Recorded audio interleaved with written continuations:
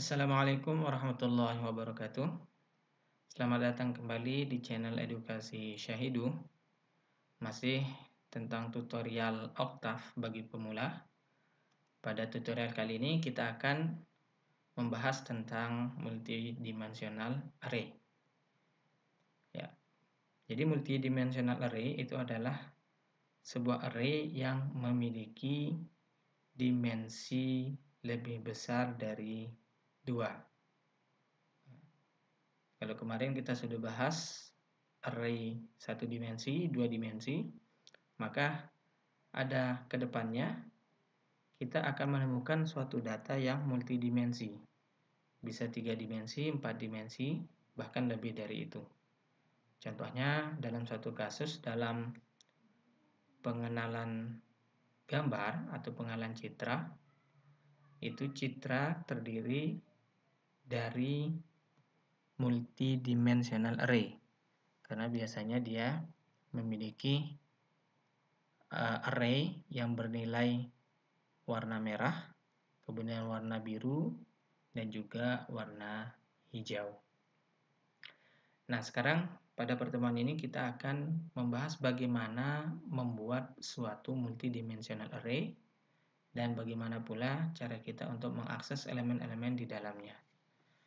Jadi kita mulai dari pembuatan multidimensional array sederhana. Misalkan kita memiliki sebuah array atau matriks, kita sebut sebagai matriks A. Maka untuk multidimensional array yang pertama itu kita nyatakan seperti ini. A.2, .2, 1. Kemudian misalkan pada nilai pertama ini kita berikan nilai random matrik ukuran 3 kali 3, maka akan diperoleh sebuah matriks. Ya, jika kita lihat pada workspace-nya di sini dimensinya 3 kali 3 karena memang masih berdiri sendiri. Nah, lalu bagaimana jika kita tambahkan lagi, ya? Kita merubah angka 1 di sini menjadi angka 2. Misalkan A dengan cara yang sama. Kemudian kita ganti bagian terakhir menjadi 2. Nilai randomnya sama, ukurannya 3 kali 3 matriksnya. Maka akan kita peroleh di sini ada perubahan dimensi, ya, pada workspace-nya. Baik pada hasil maupun pada workspace-nya. Secara singkat kita lihat bahwasanya akan terbentuk suatu matriks A di mana ukurannya masing-masing adalah 3 kali 3 dan ada 2 jumlahnya. Ya, di sini juga pada command menu bisa kita lihat hasilnya.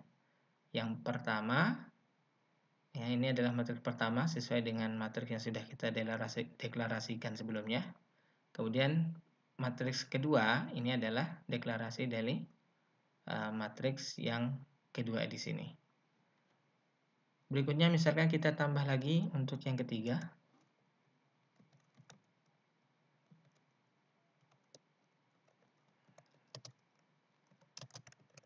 Sama, kita menggunakan matriks random, ya, nilai random ukuran 3 kali 3. Ya. Maka kita akan peroleh tambahan satu lagi matriks berukuran 3 kali 3 sehingga dapat kita lihat di sini dimensi matriks A atau array A itu berubah menjadi 3 kali 3 kali 3. Artinya di dalam matriks A ini atau dalam array A ini terdapat 3 matriks berukuran 3 kali 3. Nah, jadi cara bacanya yang 3 pertama tentunya ini adalah ukuran baris, kemudian 3 kedua kali ini adalah ukuran kolom, dan 3 yang terakhir ini bisa kita sebut sebagai layer. Ya, jadi ini adalah matriks 3 kali 3 layer 3. Apakah bisa kita tambahkan? Ya, bisa kita tambahkan. Misalkan kita deklarasikan lagi yang keempat. Nilainya juga sama.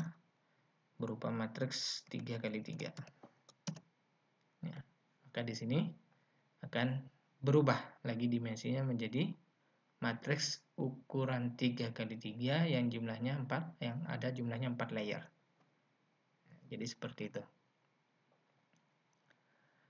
Nah, syarat dalam membuat matriks multidimensional array seperti ini atau multilayer seperti ini itu adalah kita harus mendeklarasikan matriksnya dengan ukuran yang sama.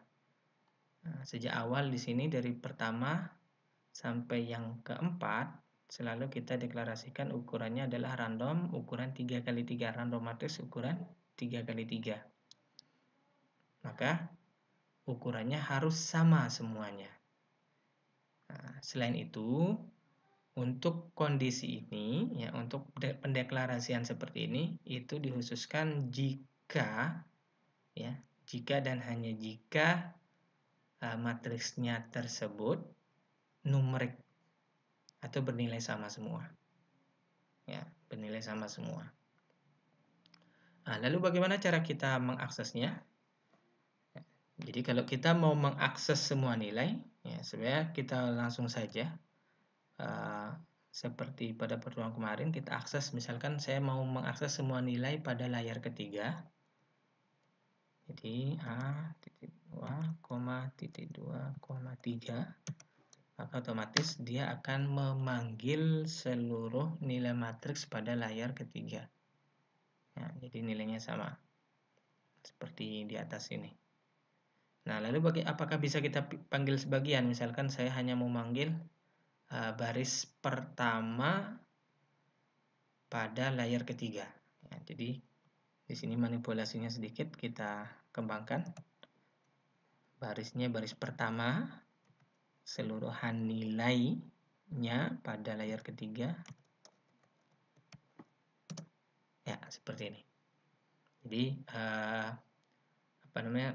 cara mengakses elemen matriks yang seperti sudah dijelaskan pada tutorial sebelumnya itu juga bisa kita gunakan di sini.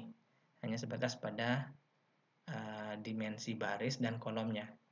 Adapun ketika kita nanti akan mengakses layarnya, nah itu yang tentunya harus kita deklarasikan apakah itu layar ke-1, kedua, ketiga, atau ke N.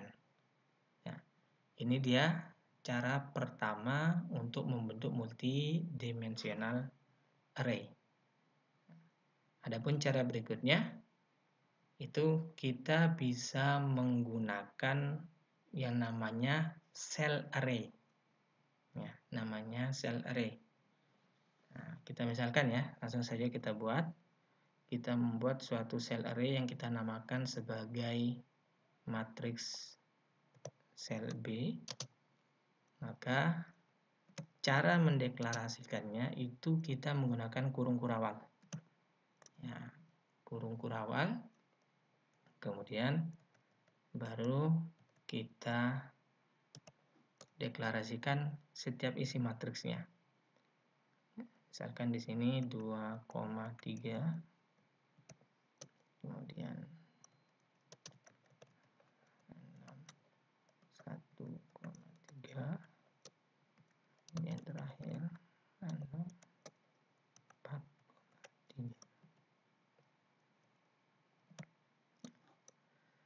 Jadi jika kita enter, nah, ini akan membentuk suatu matriks yang disebut sebagai matriks cell array atau biasanya disebut sebagai cell.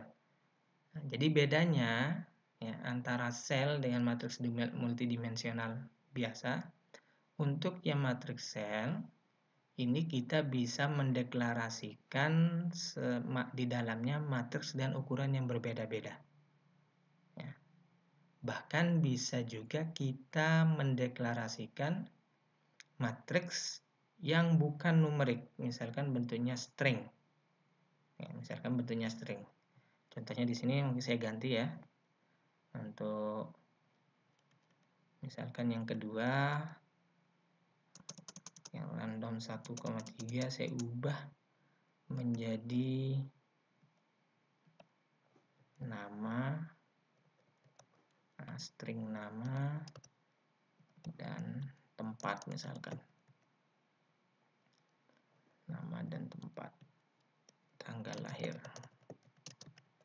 Seperti ini. Maka jika saya enter, ya seperti ini. Jadi dia bisa menyimpan ya berbagai macam jenis data, tipe data. Nah, misalnya di sini untuk sel array pertama itu dia menyimpan numerik, kemudian sel array kedua itu menyimpan string, dan sel array yang ketiga dia menyimpan numerik juga. Dan ukurannya juga bisa berbeda-beda. Nah, untuk yang sel array seperti ini biasanya nanti kita temukan mungkin pada data-data yang sangat besar, yang di sana ada gabungan baik numerik, kemudian ada juga bernilai string. Pasti banyak sekali data yang bisa kita temukan seperti itu. Nah, lalu bagaimana cara kita mengaksesnya? Nah, jadi cara mengaksesnya juga bisa lebih gampang ya. Jadi kalau tadi umumnya suatu array itu menggunakan kurung biasa, maka di sini kita akan menggunakan kurung kerawal. Misalkan B1. Ya, maka dia akan memunculkan array ya, nilai sel pada 1,1 yaitu 0,69 sampai dengan 0,52. Nah, kita coba ganti B2. Nah, maka dia akan mengambil nilai yang bertipe string seperti yang kita sudah deklarasikan tadi. Ya. Jadi ini dia ya, cara kita mendeklarasikan suatu matriks multidimensional baik menggunakan cara biasa yaitu matriks, kemudian menggunakan sel. Nah, jadi memang penggunaannya ini bergantung daripada kebutuhan kita nantinya dalam proses pengolahan datanya seperti apa. Ya. Mungkin cukup sekian tentang matriks multidimensional pada pertemuan kali ini. Semoga bermanfaat. Jangan lupa like, komen, dan subscribe. Sampai jumpa di video tutorial berikutnya. Wassalamualaikum warahmatullahi wabarakatuh.